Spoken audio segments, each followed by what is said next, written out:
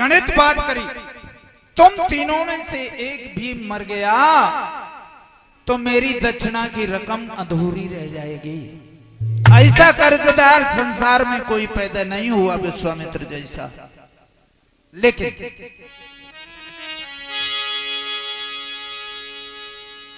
अरे तीनों जल बिन प्यासे मरे जाओ, कर्ज मेरो को देगो। तीनों जल बिन प्यासे मरे जाओ, कर्ज मेरो को देगो।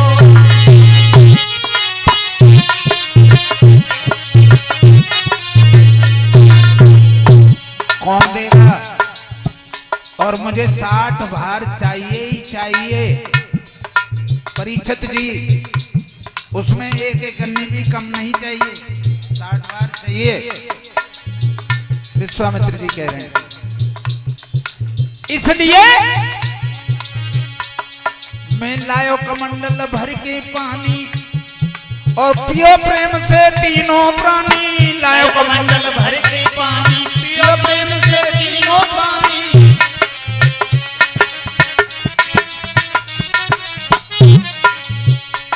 क्यों?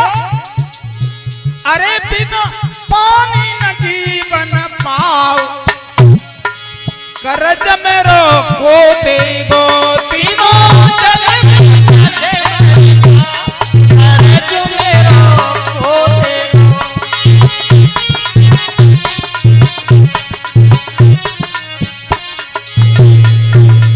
और सुनो, अगर नहीं पीते हो तो ये अपनी कुंजी लगाम पकड़ो और घर को जाओ। मैं हत्या मोल नहीं लेना चाहता हूं। क्यों? अरे जौन पियो तो घर को जाओ, काहे वृथा समय गमाओ। जौन पियो तो घर को जाओ, काहे वृथा समय गमाओ। और सब राजपाट फिर पाओ, कर्ज मेरो को देगो। तीनों जल बिन प्यासे मरे जाओ, कर्ज मेरो को देगो।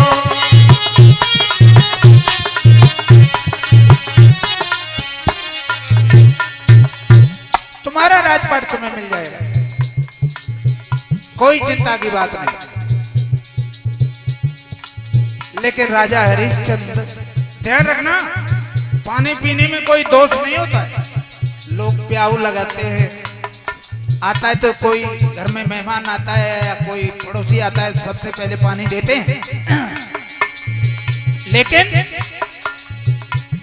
हरिश्चंद्र ने एक बड़ी मार्मिक बात की कि महाराज वो डर नहीं है कि तुम्हारे पानी पीने से हमारा धर्म चला जाएगा, ऐसी कोई बात नहीं। बात कुछ और। अब कौन सी बात है? ध्यान दें, साधु संत से सेवा लेगा। आप साधु हैं, साधु के भेष में, और साधु संत की सेवा करनी चाहिए, उससे करानी नहीं चाहिए। साधु संत से सेवा लेगा, उसका गृहस्थी धर्म घटेगा। साधु संत से सेवा लेगा, उसका गृहस्थी धर्म घटेगा। और जहां तक पीने की बात है तो महाराज, पियो राम नाम रस राव, कर्ज में तुम्हें दूंगा। पियो राम नाम रस राव, कर्ज में तुम्हें दूंगा। तीनों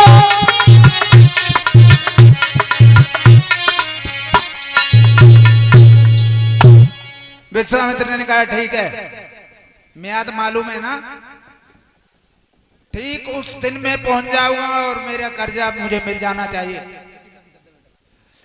मेरा कर्जा मुझे मिल जाना चाहिए। ठीक है महाराज। आज तीनों इस तरह से भगवान की प्रार्थना करते हुए और भगवान भोलेनाथ की नगरी में और काशी में पहुंच गए।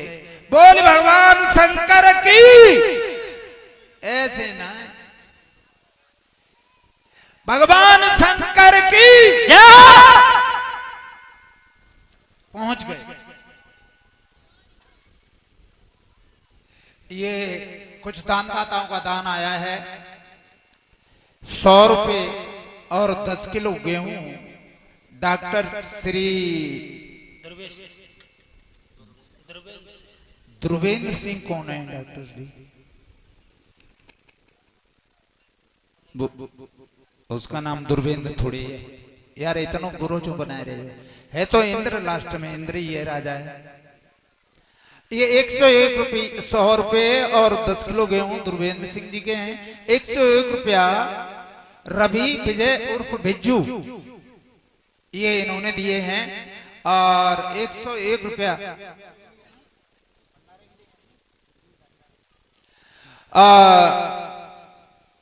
ये भंडारे के लिए हैं जो मैं बोल रहा हूं। 101 रुपया सुरजीत कुमार, उत्तर प्रदेश पुलिस, 101 रुपया इस बेटा ने दिए हैं।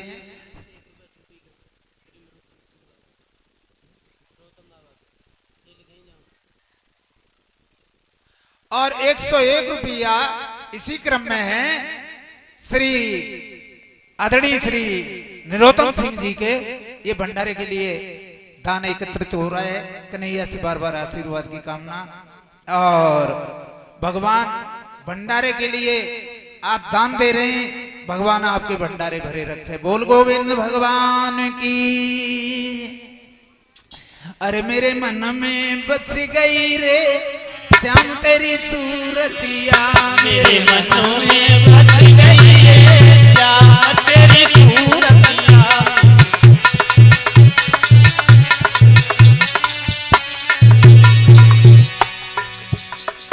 सूरतिया सूरतिया तेरी सूरतिया, मेरे मन में तन मन में, अरे मन तन में बस गई रे श्याम तेरी सूरतिया, मेरे मन में बस गई रे श्याम तेरी सूरतिया।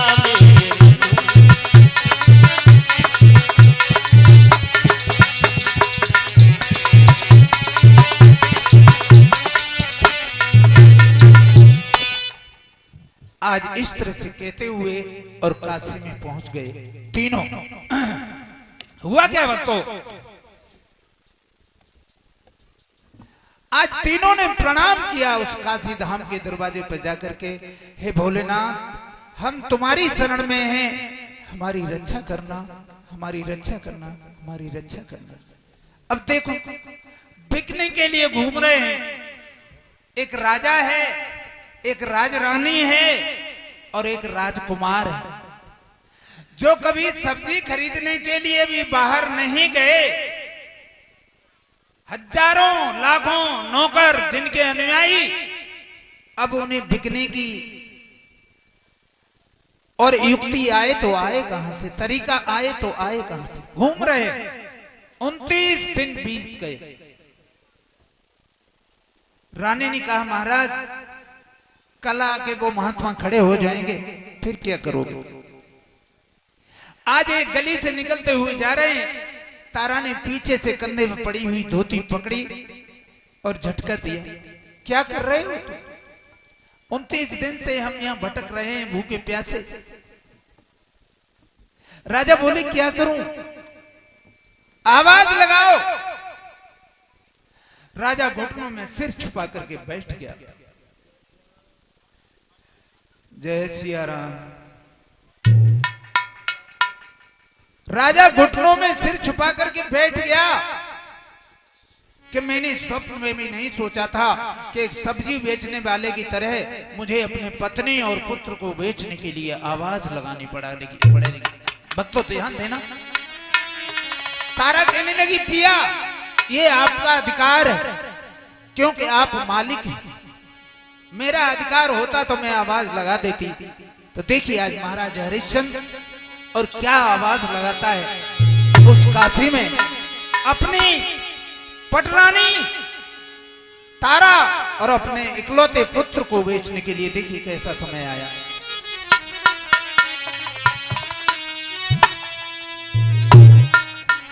हरिश्चंद्र आवाज लगाने लगे, गला भर आया। हे भगवान, मैं क्या करूं? हे भोलेनाथ, कि ले लो कोई आज ले लो कोई आज और बिखरे अवधपुरी सरताज और मोल लगाए दे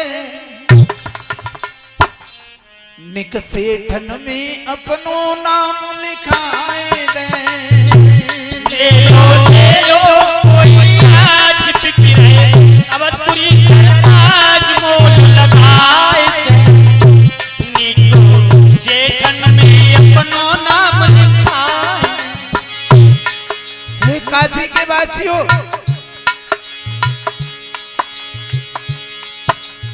ऐसी चीज आज तक न काशी में बिकी और ना भविष्य में बिकेगी, लेकिन मैं बेचने आया हूं। कभी मैं इस पूरे संसार का साम्राज्य चलाता था, लेकिन आज अपने पुत्र और रानी और खुद को बेचने के लिए आया हूं। भगवान सुखदेव जी कहते, राजन देव, तू 7वें दिन की मौत की बात कर रहा है, यहां कदम कदम पर मौत है। कहने लगा, हरिश्चंद्र, आज तलक काशी में सामालन बिकने आया, आज तलक काशी में ऐसा माल न बिकने आया। भक्तों ध्यान रखना, माल बेचने हम और आप सब जाते हैं, लेकिन हरिश्चंद्र विचित्र माल लेकर गया है। आज तलक काशी में सा और मालन बिकने आया, और मैं राजा सुख साथ में रानी यहां बेचने आया, और बेचूं धर्म की खातिर लाज, धर्म की रक्षा करनी है, इसलिए अपनी लज्जा को बेच रहा हूं। लज्जा यानी पत्नी, मैं बेचूं धर्म की खातिर लाज, और संग में है गोदी को साज, गोदी का साज बेटा रोहित। मैं बेचूं धर्म की खातिर लाज, संग में है गोदी का साज, कर्ज छुड़ाए दे निक सेठन में अपनो नाम लिखाए दे। ले ले कोई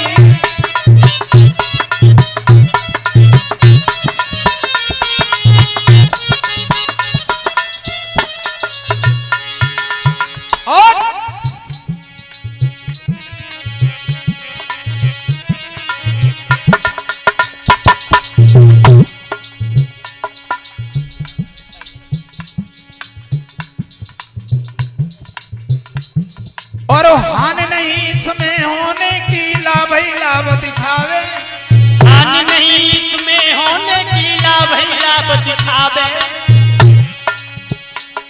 और बात पूरी भगवान सहाय तुम्हारी दुनिया की रटकावे। लेकिन तेरे गली गली आवाज बिरला जाने सत को राज,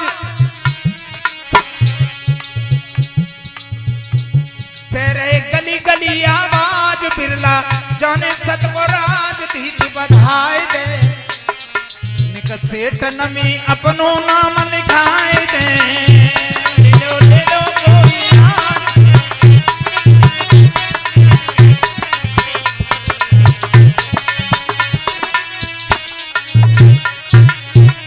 बोलिए गोविंद भगवान की। इस तरह से गली गली आवाज लगाते हुए हरिश्चंद्र घूम रहे हैं। भक्तों, दुनिया तमाशा देख रही है, ये हो क्या रहा है। और घूमते घूमते महाराज हरिश्चंद्र काशी के चौराहे पर पहुंच गए। काशी के चौराहे पर पहुंच गए और जब बैठ गए, जाके चौराहे पर आवाज लगाई। देखिए, एक चक्रवर्ती सम्राट और आवाज लगा रहा है गली गली। सुखदेव जी कहते हैं, हे राजन परीक्षित, उस काशी का ही रहने वाला एक काला कलूटा और प्रवीर नाम का चांडाल आ गया। प्रवीर नाम का चांडाल आ गया। उसने कहा भाई तू बिकने के लिए आया है? हरिश्चंद्र कहने लगे हाँ। बदबू आ रही है, हाड़ों की माला गले में पड़ी है, मुंह से दुर्गंध आ रही है, बहुत बुरा हाल।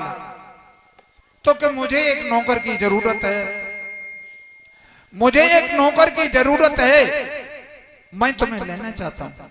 हरिश्चंद्र कहने लगे किसी को भी ले लो, तीनों में से सबकी कीमत बराबर है। 20 बार सोना मेरा है, 20 बार सोना मेरी पत्नी का है और 20 बार सोना मेरे बेटे का है। तारा कहने लगी पिया बावरे हुए हो, पहले हमें तो बेच लो, अगर तुम ही बिक गए तो हमें कौन बेचेगा। भगवान सुखदेव जी कहते हैं राजन देख कैसी है वो पतिव्रता, कितनी बड़ी अकल दे रही है। राजा कहने लगे हाँ ये तो मैंने सोचा ही नहीं। कहा भैया तुम थोड़ी देर इंतजार कर सकते हो, तुम्हारी सौदा बुक हो गई, सौदा तुम्हारी बुक हो गई, मैं तुम्हारे साथ ही जाऊंगा, लेकिन मैं अपने पत्नी और पुत्र को बेच लूं। प्रवीर कहने लगा, जिसे कालू कहते हैं शास्त्र लोक भाषा में, कालू भंगी कहते हैं, वो शब्द का प्रयोग मैं करना नहीं चाहता। तो ठीक तुम अपने पत्नी पुत्र को बेच लो, मैं बाद में आ जाऊंगा, मेरा तो काम है इस शहर में घूमना, सफाई करना और मरघट में रहना, मेरा तो वही काम है, मेरा ठेका है। आज भगवान सुखदेव जी कहते हैं इतने में ही उस नगर की एक वेश्या जो नाचने गाने वाली थी वो आ गई। उसने आवाज सुनी कि कोई सुंदर स्त्री बिकने के लिए आई है।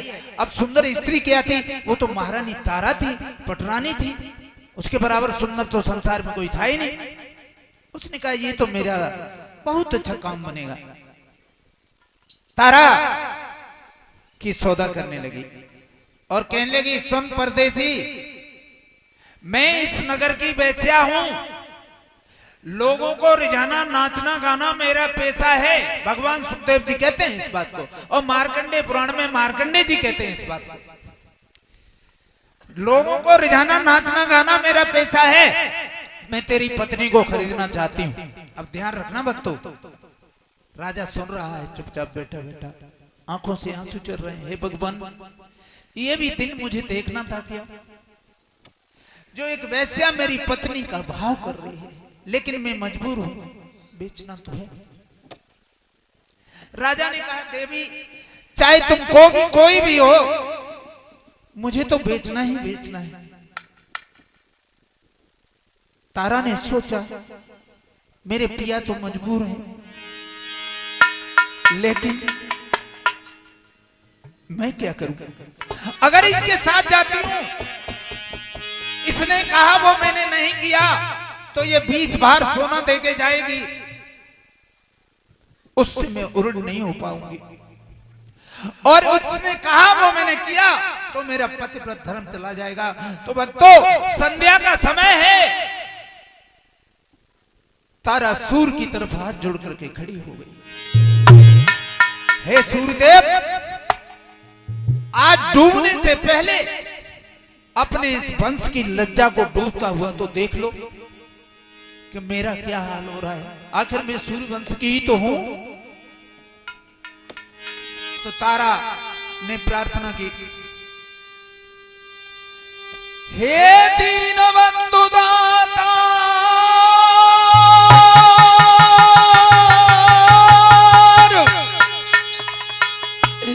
अरे शरण में तेरी,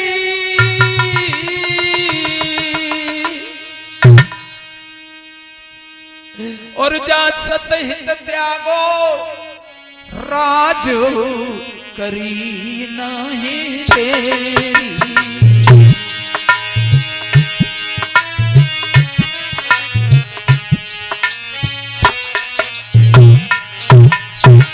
भगवान आप दुनिया को प्रकाश देते हैं, दुनिया में सवेरा करते हैं, लेकिन मेरी जिंदगी में ये अंधेरा होने क्यों जा रहा है।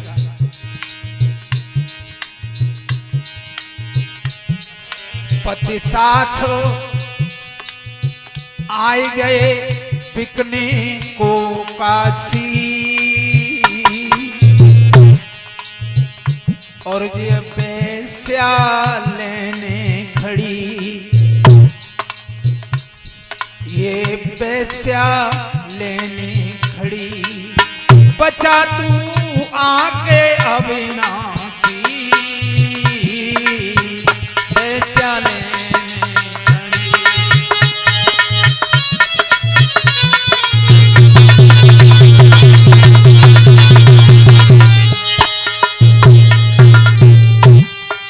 और कहने लगी तारा,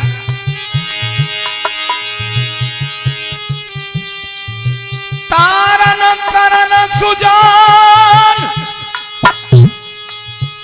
अरे सत्य यदि मेरो जावे गो, तो जा दुनिया में नाथ, हाँ जा दुनिया में नाथ, सत्य फिर को अजमावे गो, जा दुनिया में नाथ।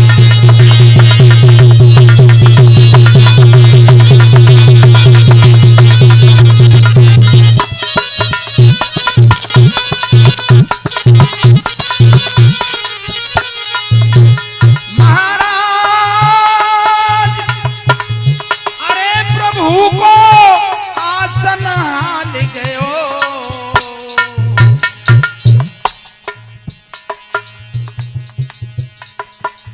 और हुआ क्या, पतिव्रता को सत, बात तारा रानी को सत, बचावन ब्राह्मण आई गयो, पतिव्रता को सत।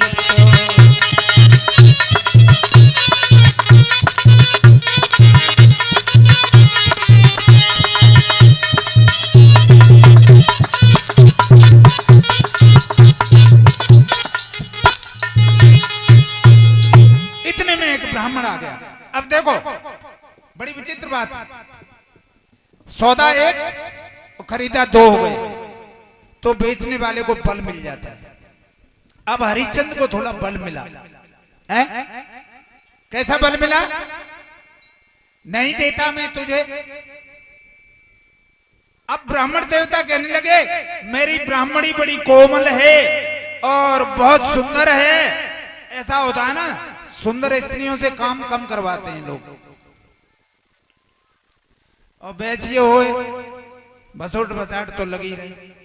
सही कह रहा हूं, मैं तुम्हारी तरफ भी देख रहा हूं। तो जब दो हो गए तो वो कहने लगी वैश्या कि नहीं, सौदा पहले मैंने किया है। हरिश्चंद्र ने कहा मैंने तय तो नहीं किया है। अब झंझट होने लगा।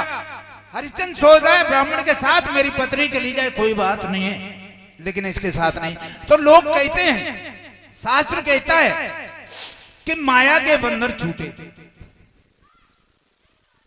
माया के बंधन नहीं छूटे थे, वो असली बंधन थे। क्यों? तारा ने सूर की प्रार्थना की। हनुमान जी सूर के शिष्य हैं और हनुमान जी बैठे बैठे सूर के सामने और गुरु से विद्या अध्ययन कर रहे थे।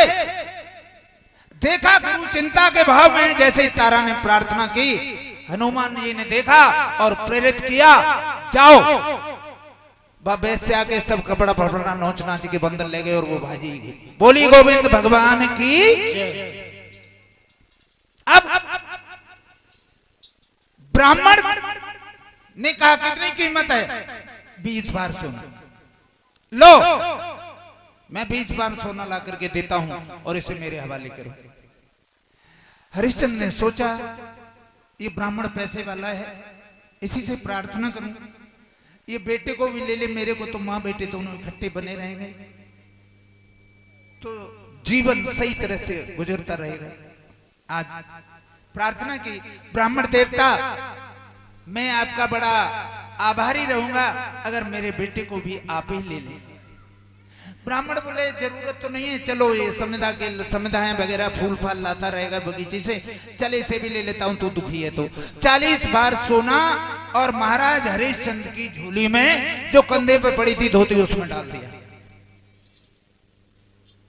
भगवान सुखदेव जी कहते राजन देख अब स्थिति क्या है, स्थिति है क्या। एक तरफ झोली में 40 भार सोना है और सामने खड़े हैं पत्नी और पुत्र बिके हुए।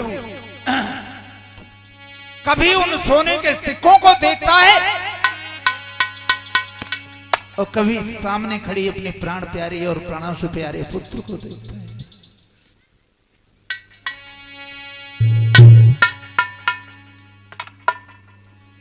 आज रानी कहने लगी पिया देखो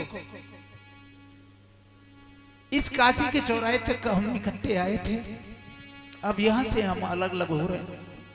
बस तो ध्यान देना,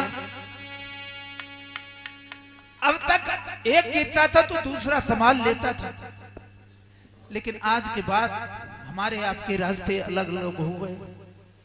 अब हम एक दूसरे की मदद नहीं कर पाएंगे। कह रहे हैं भगवान सुखदेव जी राजन देख के आज हाल क्या है कि रानी ने रोकर कहा जाऊं मैं प्राणाधार प्रभो आपके धर्म का अब रक्षक है करतार। अब तो भगवान ही मालिक है हम सबका। राजा कहने लगे तारा तू मुझे क्यों विदीर्ण कर रही है, क्यों? सुन, इस संसार में ऐसा कभी नहीं हुआ है जो मुझ पापी ने किया है। कैसा? हाय प्रिय मरते दम तक नर नारी नहीं बेचते ही,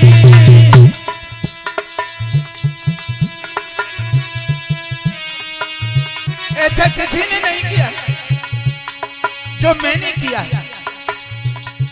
हम ही वो पहले पापी हैं जो ये मर्यादा में टूटे हैं। महारानी तारा कहने लगी रोना नहीं पिया, रोना नहीं। क्यों? इस तन पर है अधिकार तुम्हें, चाहे सो दशा कराए दैयो, बेचना कौन सी बड़ी बात, टुकड़े टुकड़े करवाए दैयो। मैं तो तुम्हारी हूं, तुमने बेचा ही तो है। इस शरीर के टुकड़े टुकड़े हो जाएं, हर टुकड़ा आपका ही नाम लेगा। ऐसी होती है पत्नीता। लेकिन एक काम कर दो, अब इतना ही कहना मेरा।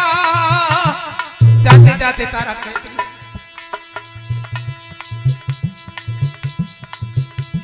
अब याद हमारी करियो ना,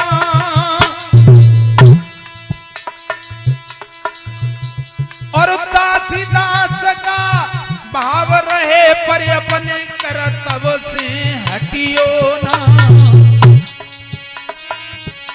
और एक काम और कर दो, बहिया मेरी कही के, बहिया मेरी कही के पिया ने का ब्राह्मण को दे दी जो, बहिया मेरी कही के, क्योंकि मैं बिक गई।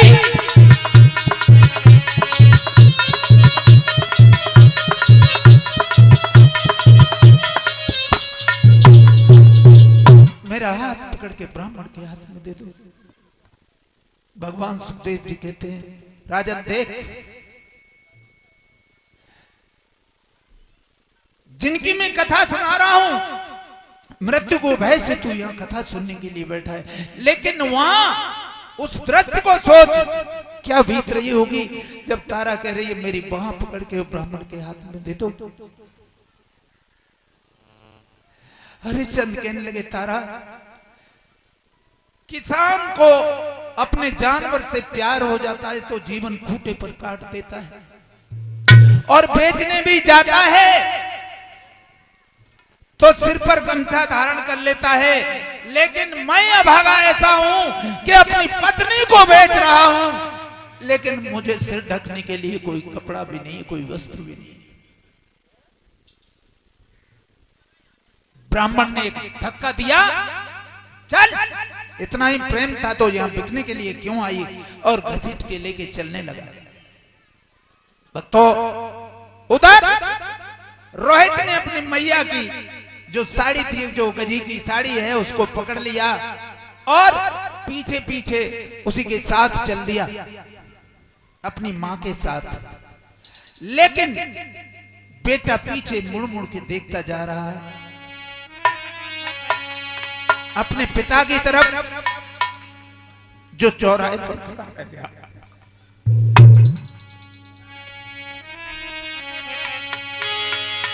अब जाओ लाल, हरिश्चंद्र ने हाथ उठाया, बेटा मुड़ के मत देख, नहीं तो मैं इस ब्राह्मण का कर्ज अदा करने से पहले ही मर जाऊंगा।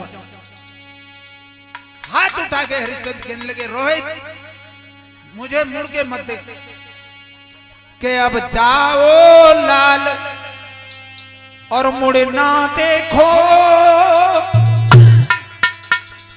ये समय तेरी बलिहारी है, ये समय तेरी बलिहारी है।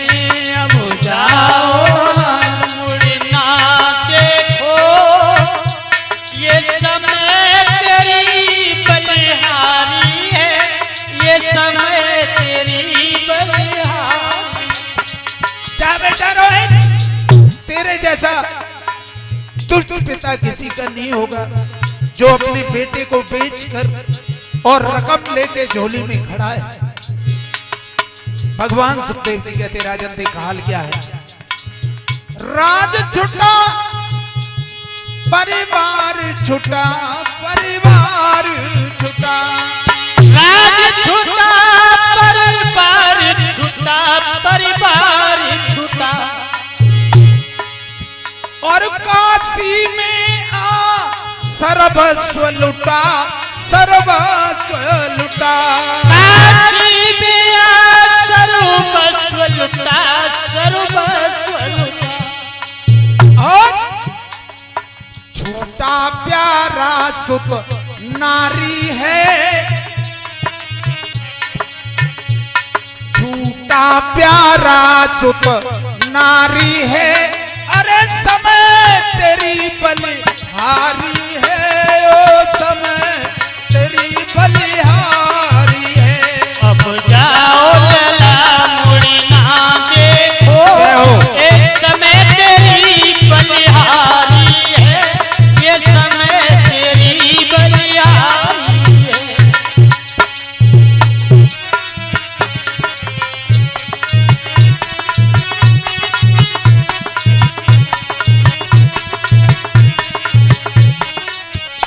और एक बात, विचित्र बात, चक्रवर्ती राजा का बेटा है, ध्यान आया,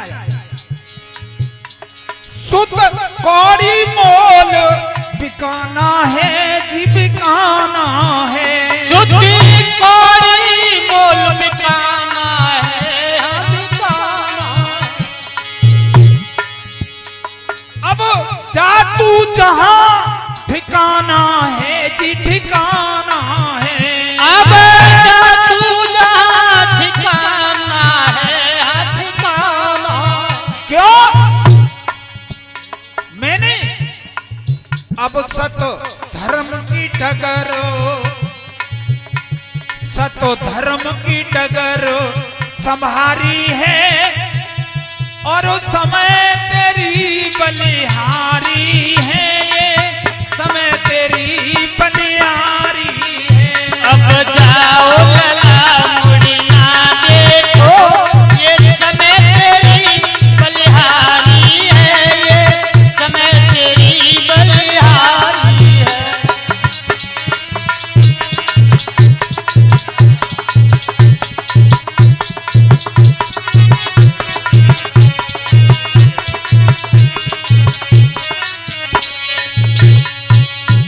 बोलिए गोविंद भगवान की। जयकारा ऊंचे लगाए दे करो ने मार्मिक कथा है, मैं क्या करूं, मैं खुद ही डूब जाता हूं तो आपको डूबना पड़ेगा। बोलिए गोविंद भगवान की जाओ। आज चले गए, उधर से कालू आया और कहा भाई अब तो तैयार है बिकने के लिए। हाँ महाराज ले पकड़ 20 बार सोना। इतने में विश्वामित्र प्रकट हो गए। हाँ राजन, आज 30 तारीख है, आज का ही वायदा था कि हाँ महाराज ये पकड़िए, अपनी दक्षिणा की रकम दे दी। राजन तू अब भी लौटना चाहता है तो कुछ बिगड़ा नहीं है। हरिश्चंद्र कहने लगे काशी में आकर और मैं बासाई लौट जाऊं तो अच्छी बात नहीं है ना। अब भोलेनाथ की नगरी में आया हूं तो ऐसे नहीं जाऊंगा, आप अपने ऋण से मुझे ऋण कीजिए। भक्तों आज लेकर के चले गए, कालू के साथ चला गया महाराज हरिश्चंद्र। अब जो राजा हरिश्चंद्र था अब हरिया हो गया। कालू ने कहा मुझे पता है तुम क्षत्रिय हो, मैं तुमसे और कोई काम कराना नहीं चाहूंगा। कुम्हार के यहां से नित नया घड़ा लेना है, आपने एक घड़ा सुबह और एक घड़ा शाम को मेरे यहां जल भर के रखना है। हरिश्चंद्र कहने लगे सही है महाराज। इतना काम उनको बता दिया। ब्राह्मण ले गया घसीटता हुआ, उसने दासी का काम महारानी तारा को बता दिया और रोहित को समिधा और फूल लाने का काम बता दिया है। समय व्यतीत हुआ, थोड़ा समय व्यतीत हुआ तो एक दिन की बात, राशन की दुकान बता दी उसने कालू ने कि यहां से तुमने अपने खाने पीने का राशन लेना है और भोजन बना के खाना है। अब विश्वामित्र तो पीछे पीछे पीछे पीछे घूम रहे हैं। हरिश्चंद्र जैसे ही भोजन बना के और पाने के लिए बैठते हैं वैसे ही विश्वामित्र कभी फकीर का वेश बना लेते, कभी भिखारी का वेश बना लेते हैं, कभी कोई वेश बना लेते। भूख लगी है, हरिश्चंद्र ने आवाज लगाई। ये नियम है, हमारे सनातन धर्म का नियम है, भोजन से पहले कहते हैं आओ भैया कोई भूखे हो तो खाना खा लो। विश्वामित्र आ गए, हरिश्चंद्र ने आधा आधा भोजन बांट दिया। विश्वामित्र फकीर के बेस में कहने लगे इससे क्या फायदा होगा, ना तेरा ही पेट भरेगा ना मेरा ही भरेगा, इसलिए तू ही खा ले। पूरी की पूरी थाली सरकार दी। इस तरह से 60 फांके हरिश्चंद्र को विश्वामित्र ने भेष बदल बदल के करा दिए। भगवान सुखदेव जी कहते हैं बहुत बुरा हाल हो गया, अन्न से चलने वाला ये शरीर अब जर्जर हो गया उस राजा का। एक दिन संयोग की बात, उधर से राजा घड़ा भरने के लिए आया और इधर से महारानी तारा पहुंच गई। तारा पहुंच गई, तारा ने देखा अरे मेरे पिया लाखों में तलवार चलाते थे, आज इनका क्या हाल हो गया है। हरिश्चंद्र ने भी देखा तो दिल भराया। देखिए अब यहां पर एक विचित्र बात, हरिश्चंद्र रोजाना उसी स्थिति में घड़ा भर के लाते थे। आज तारा को देखा तो हृदय विदीर्ण हो गया। अपने को देखते हैं तो दुख और ज्यादा भरा आता है ताकि हम अपनी भड़ास निकाल लें। घड़ा उठाने लगे तो महाराज से घड़ा नहीं उठा। जब घड़ा नहीं उठा तो तारा की तरफ देखा, तारा आज घड़ा नहीं उठ रहा है हमसे, इसे उठवा दो। घड़ा नया है, ध्यान रखना, घड़ा बिल्कुल नया है। कालू ने कह दिया है मैं तेरा धर्म नहीं बिगाड़ूंगा, रोजाना नया घड़ा लेके जाना। तो तारा कहने लगी काशी में बिकते ही गई और बातें सभी संबंध की। कितना सटीक उत्तर दे रही है महारानी तारा। फिर भला नाता है क्या रानी रही में कौन की। जब तक एक कर ज्यादा नहीं हो जाता है तब तक महाराज मैं आपकी कोई मदद नहीं कर सकती। अब बात यहां पर यह आती है, सामाजिक नाते से तो तारा उठवा सकती थी, लेकिन बात क्या है, मैं ब्राह्मण की दासी हूं और तुम सुपच के दास हो, इसलिए तुम्हारे घड़े को हाथ नहीं लगा सकती। हां, युक्ति बता सकती हूं, छाती तक जल में चले जाओ पिया, घड़ा सहज ही ऊपर आ जाएगा और कंधे पर लेकर के चले जाना। हरिश्चंद्र कहने लगे बहुत बहुत धन्यवाद तारा, लेकिन भक्तों कचोट तो उठती है दिल में, बिना ही खटा। हरिश्चंद्र को याद आई बात, तारा आज रूखा सा जवाब देके मुझे चली गई, तारा लेके चली गई घड़े को, बिना ही खता क्यों खपा हो गए, वो बचन साथ क्या अलविदा हो गए, बिना ही खता क्यों खपा हो गए, वो बचन साथ क्या अलविदा हो गए।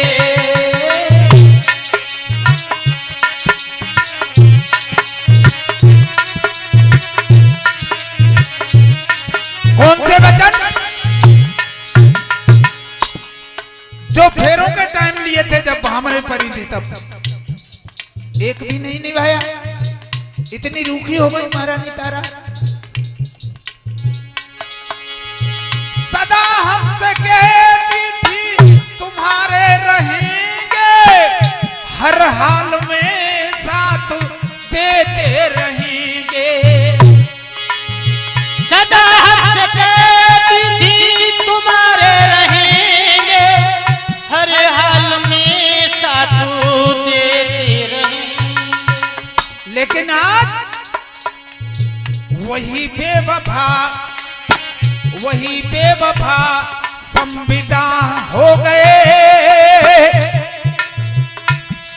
वो बचन साथ क्या अलविदा हो गए, बिना ही कथा।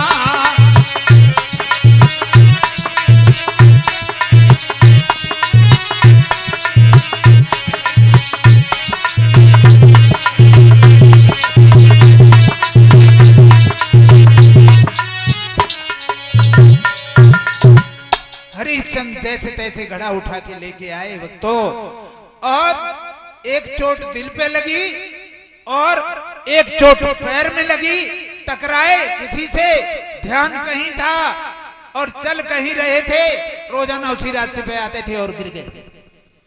घड़ा दूर गिरा, हरिश्चंद्र दूर गिरे, घड़ा टुकड़ा टुकड़ा हो गया और आवाज जैसे स्नू कालू निकल के आया, अरे हरिया, मैंने तो तेरे राशन की भी व्यवस्था की, तेरा ये हाल कैसे हो गया? अब तुझसे ये जल नहीं भरा जाएगा, ये ले बांस और जा शमशान भूमि में जहां पे मेरा ठेका है और कर का टका चुका। देखिए भक्तों, एक चक्रवर्ती सम्राट और कहां से कहां तक घसीट रहा है। सुखदेव जी कहते हैं, स्वामी सुखदेव जी कहते हैं, राजन देख, आज हरिश्चंद्र मरघट में बांस लेकर के खड़ा है, कहता है भगवान तेरी लीला बड़ी विचित्र है, यह मरने के बाद लाश को लेकर के आते हैं लोग, लेकिन भगवान भोलेनाथ ने तो मुझे जिंदगी पर ही बुला लिया। काशी के नाथ कौन है? भगवान भोलेनाथ है ना, काशी के नाथ। भोलेनाथ ने मुझे पहले ही बुला लिया, आज शमशान में खड़े हैं। सम माने बराबर, शान माने इज्जत। जिस जगह पे जाके सबकी बराबर इज्जत होती है, चाहे वो राजा हो और चाहे वो भिखारी हो। शमशान में एक ही गति होती है सबकी। परीक्षित महाराज, इस शरीर की तीन ही गतियां हैं, मरने के बाद फेंक दो तो सियार खा जाएंगे, जल में डाल दो तो मछली खा जाएंगी, मरघट में डाल जला दो तो 2 मुट्ठी राख हो जाएगी, और जमीन में गाड़ दो तो कीड़े पड़ जाएंगे। इसकी और कोई गति नहीं है। शरीर का वही हाल होना है, चाहे कैसा भी शरीर क्यों ना हो। ये भागवत का लेख। तो सुखदेव जी कहते राजन देख, आज वो राजा मरगटिया बन गया। इधर एक दिन की बात, रोहित खेल में बच्चों के साथ लग गया।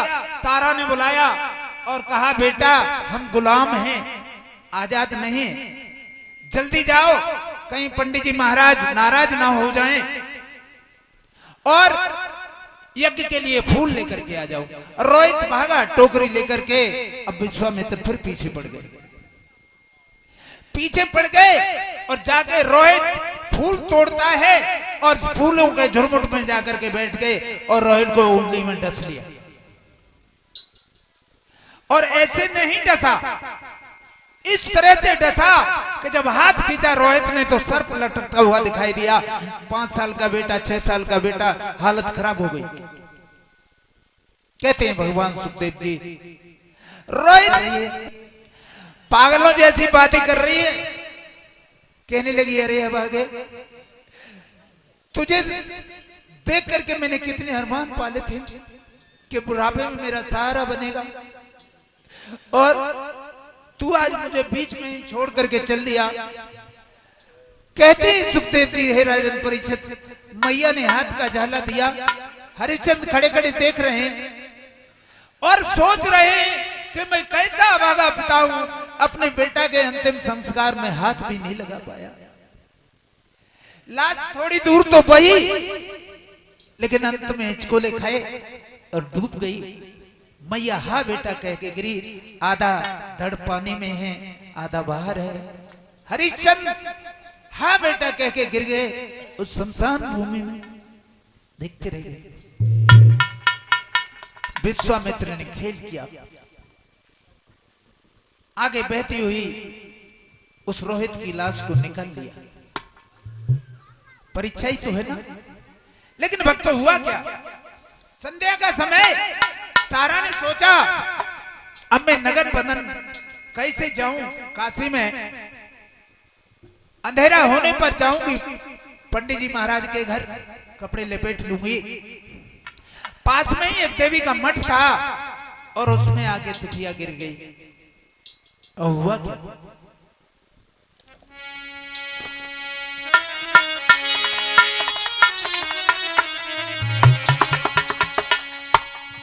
आज हाय कर्म की गति और सती के मठ में घुसी आई।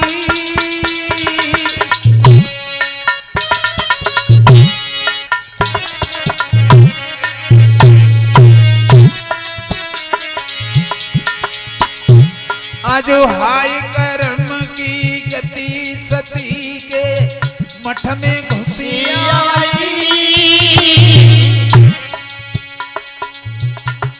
और दुख में घेरत नींद सोए गई, धर के जलवाई।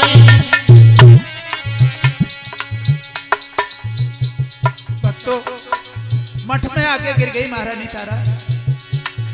अरे छिपत जैसे बागन में मैना,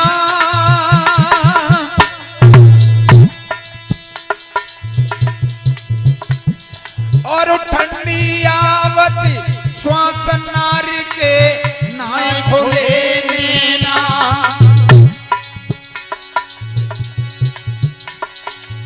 अरे मुनि ने आए करी रे चोरी, बेई बालक लयो निकारी उमर थी, लाला की अरे थोरी। अरे कुमार की देह विनाश करी। क्या खेल है, भगवान सुखदेव जी कहते राजन सुन। अरे कुमार की देह विनाश करी, और हाड़ मास करी अलग पास मैया के लाई धरी।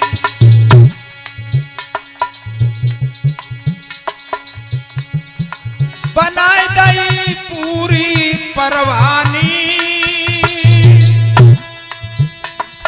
कैसा खेल खेला,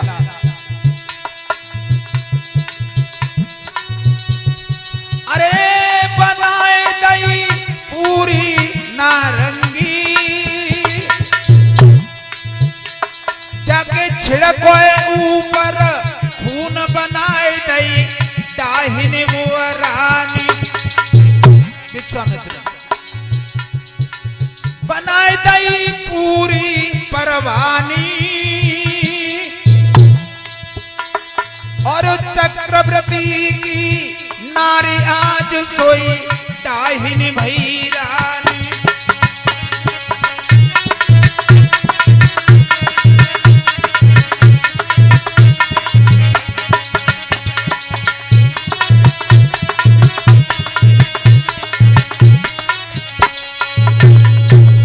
बोलिए गोविंद भगवान की। इस तरह से कर दिया, बच्चे को छत पे छत करके डाल दिया, बनावटी खून छिड़क दिया और जाके काशी में आंचल लगा दी। काशी के वासियों, जो देवी का मठ है ना, उसमें कोई डायन है, किसी के बच्चे को खा गई। काशी के राजा ने कालू को बुलाया, डायन है ना, कालू जाके देख मठ में कौन डायन है। अब तो कालू के पास भी नौकर है, हरिश्चंद्र।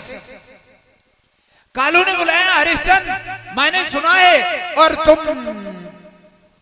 बहुत बड़े क्षत्रिय रहे हो, चक्रवर्ती सम्राट हो, ये पकड़ो तलवार और जाओ मठ में देखो कौन डायन है।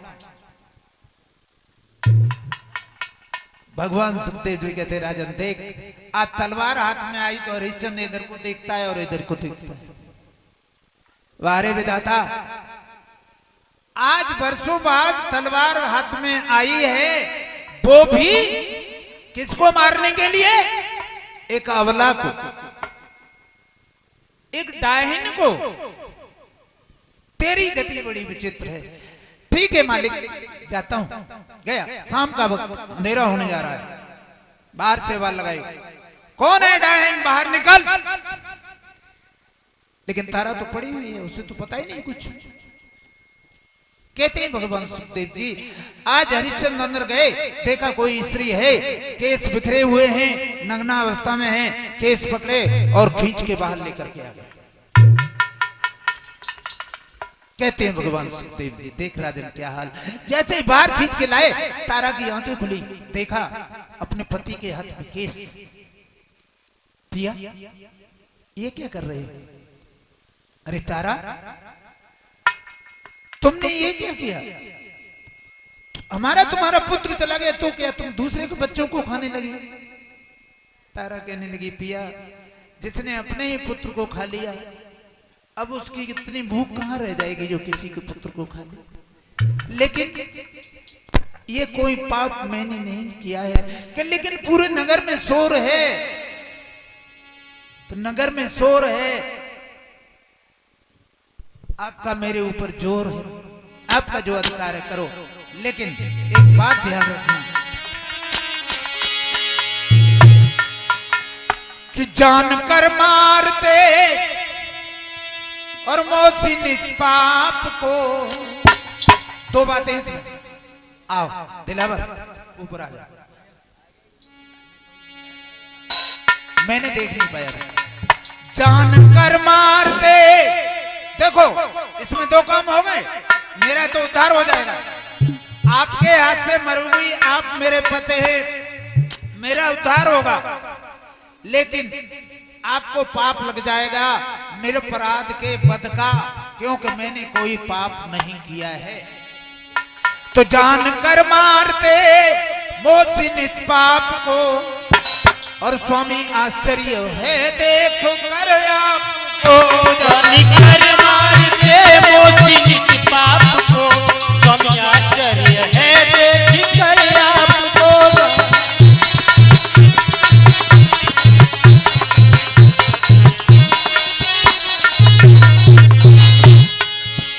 मेरा तो उद्धार होगा, लेकिन आपकी नैया भंवर में पड़ जाएगी पिया, इसलिए सोच के कदम उठाओ। आदि साड़ी से रोहित को कफनाया था, शेष टुकड़ा तुम्हें मैंने पकड़ाया था। आदि साड़ी में बेटे को लपेटा और आधी रह गई, वो तुम्हें देके आ गई मैं। अब शरीर मेरा नगन था, तो देखिए कितनी प्यारी बात कही महारानी तारा ने। मैं बताने चली पति के प्रताप को। कौन सा प्रताप? ये शरीर आपका है, इसको कोई दूसरा न देख ले, इसलिए मैं इस मंदिर में आकर छुप गई और अंधेरे में जाने का मैंने विचार कर लिया।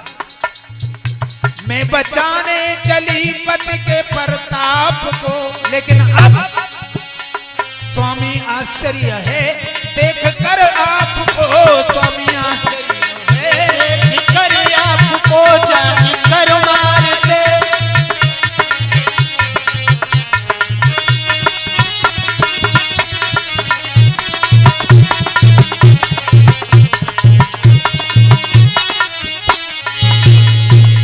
और कहा महारानी तारा ने, तुम तो सतवादी हो, सत को तोल दो, आ गया है समय, मर्म को खोल दो। लेकिन बेशक मार दो, कोई बुराई की बात नहीं है, लेकिन मुझे डाहिन बना के मत मारो। मारो डाहिन बना, मारो डाहिन बना मेरे अनुताप को। स्वामी आश्चर्य है देख कर आपको, जान कर मारते मोती।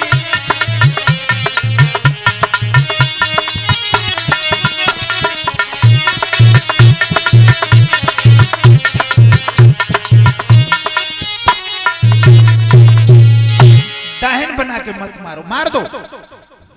मैं मरने के लिए नहीं डर रही हूं, क्योंकि अब जीने के लिए कुछ बचा भी नहीं। राज गया, पाट गया, बेटा चला गया, आप भी तलवार लिए हाथ में खड़े, तो मैं जीकर करूंगी भी क्या?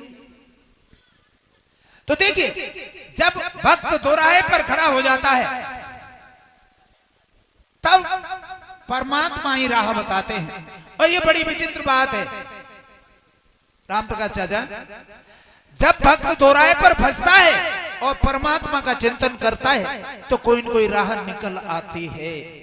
ये मेरा निजी अनुभव है, अभी 1 महीने पहले का ये। और इतना बढ़िया रास्ता निकला कि सारा काम कहां से हो गया पता ही नहीं चला। तो आज हरिश्चंद्र और खड़ा सोच रहा है मेरी पत्नी निर्दोष है, अगर मारता हूं तो पाप लगेगा और छोड़ता हूं तो मैं मालिक का नमक हरामी हो जाऊंगा। अब विचार करता है।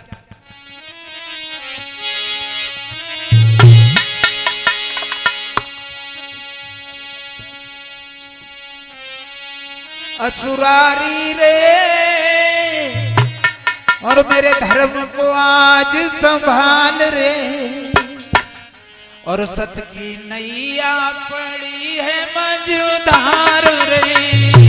असुरारी रे मेरे धर्म को आज संभाल रे, सत की नैया पड़ी है मझधार रे। असुरारी रे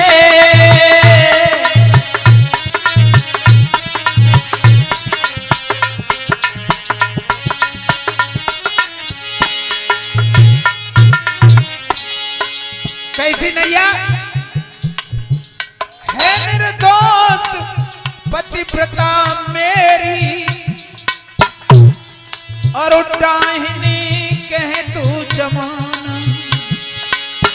है निर्दोष पतिव्रता मेरी, डाहिनी कहे जमाना। और जो मारूं तो पाप लगेगा, होई जीवन भर पछताना। इसलिए दिल में सच्चा जगा दे विचार रे। असुरानी रे मेरे धर्म को आज संभाल रे, सत की नैया पड़ी है मझधार रे।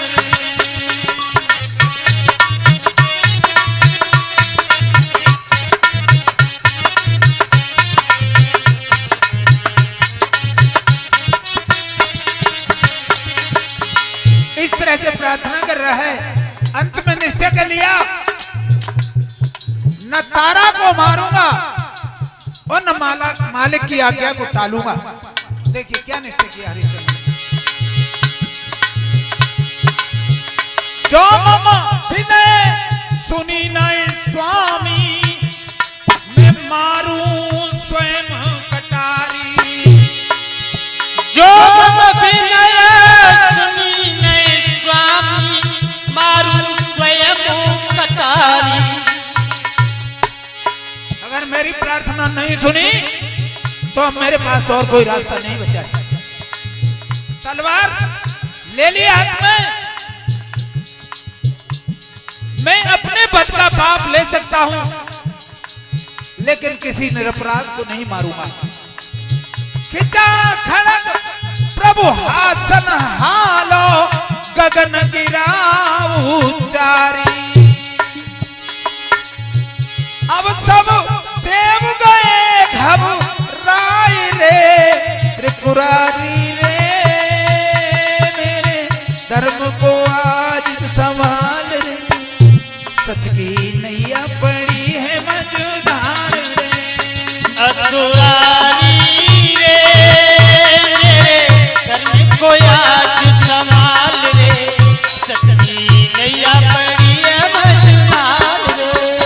बनवारी रे मेरे धर्म को आज संभाल रे। सत की नैया पड़ी है मझधार रे। बनवारी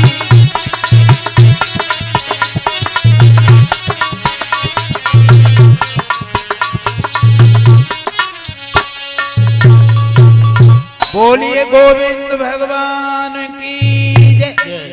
दोनों हाथ उठा के जयकारो लगाए लो। जैसे ही हरिश्चंद्र ने तलवार खींची, भगवान ने आके तलवार पकड़ ली। चतुर्भुज स्वरूप, कानों में कुंडल, पीतांबर फहरा रहा है। क्या कर रहे हो? मुड़ के देखा हरिश्चंद्र ने, तलवार की मुट्ठी हाथ से छूट गई। प्रभु आप? हाँ राजा, ये देवताओं ने मिलकर धृष्टता की, तेरी परीक्षा ली गई। वास्तव में तेरे जैसा राजा न कोई हुआ न होगा। महाराज फिर मेरा पुत्र और मेरे पत्नी का तो बुरा हाल हो गया। भगवान ने आवाज लगाई, विश्वामित्र जी। विश्वामित्र जी रोहित की उंगली पकड़े हुए आ रहे हैं, खड़े हो गए। परीक्षा थी, वशिष्ठ जी भी आ गए। ऐसी परीक्षा उस सत्यवादी राजा हरिश्चंद्र की हुई। आज रोहित को राज देकर के हरिश्चंद्र का स्वर्गारोहण हुआ है। रोहित के हरित, हरित के चंप, चंप के सुदेव, इसी वंश में आके और भगवान राम का जन्म हुआ, जिसकी बहुत अच्छी झांकी कल आपके सामने जो हमारे आचार्य जी हैं वो प्रस्तुत करेंगे और ये कथा आपके सामने रखी जाएगी। और देखो कल शाम के टाइम में बा कन्हैया को जन्म होएगो। हाँ तो पे गति काजरो और गुलाल लाइयो, काजर लाइयो, चमन लाइयो, आंखों में लगाइयो। हाँ हाँ।